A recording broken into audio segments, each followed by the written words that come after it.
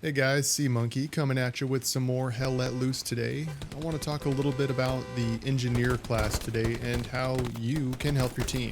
We're already about to catch four with the But sword. first, if you've seen some of my other videos and actually like my videos, don't forget to subscribe and I'll keep more content coming. And if you're feeling generous, drop me a like. I also stream on Yeah, Twitch over at we're about to twitch.tv/cmonkey0321, and I'm currently All working on good. restreaming to YouTube simultaneously, so We'll that should just be follow coming that soon. German tank. How about I'm that? also working on Yeah. doing some VR reviews as well, so if you're into that, keep an eye out in the coming weeks, and I should have some videos around that, but I'll be continuing the videos on Hell Let Loose as well.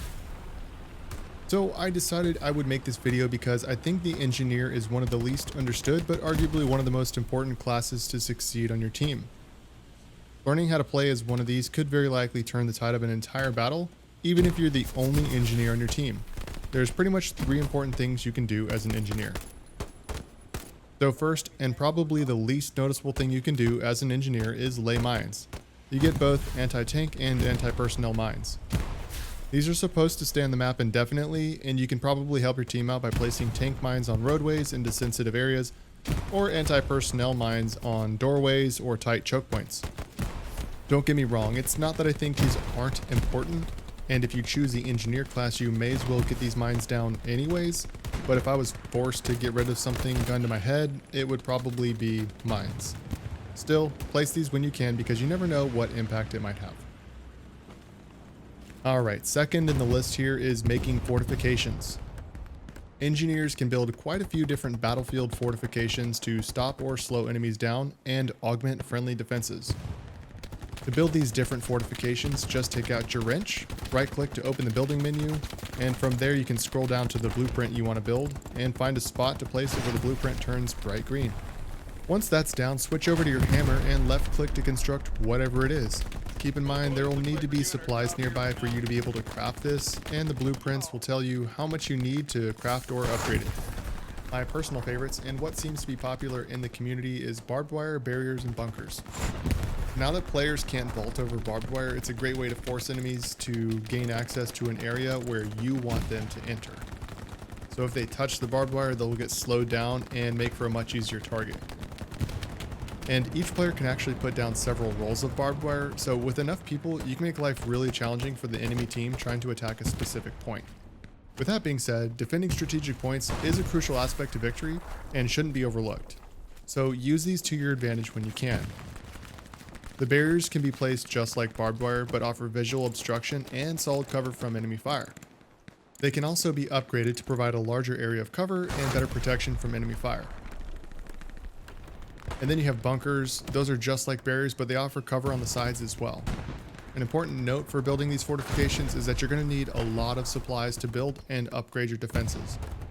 The commander can airdrop boxes of supplies pretty easily, so that's usually an option, especially if the team decides that defending a certain point is a priority.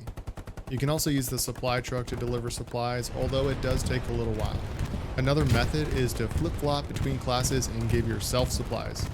All you need to do is spawn as the support class, drop a box of supplies where you need it, and then redeploy as the engineer class. Just send me the royalty check. With a box of 50 supplies, you can build a few different lower end defenses. Keep in mind, you can keep redeploying as the support class to keep dropping supplies, but you'll have to wait for the box to cool down before dropping another.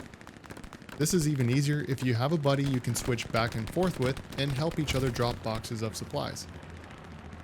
And this brings me to my last note on the engineers, which is on building nodes. If you're new, you've probably heard teammates having random convulsions with the word nodes being generally used in there. So, what is a node? Well, there's three different kinds of nodes. These are manpower nodes, fuel nodes, and munitions nodes. Any engineer can build all three of these kinds of nodes and multiple of each kind as well, so long as they're spaced apart. All a node does is generate resources that correspond to that node. Therefore, manpower nodes make manpower resources, fuel nodes make fuel, munitions nodes make munitions. Each node is going to generate a small number of resources per minute, and the amount they generate per minute gets larger the farther away from your headquarters the nodes are placed. If they're placed too close to your headquarters, they're not going to generate any resources. Your team also has a limited number of each kind of node that can be placed, and with the current build of the game, if the enemy front line is pushed through your nodes, they're going to disappear. This could change, but at the time of making this video, that's currently what happens. Alright, so everyone on your team was yelling at each other to build nodes and you finally built some. So what did they do and why did you spend all your time watching this whack YouTube video on how to build it?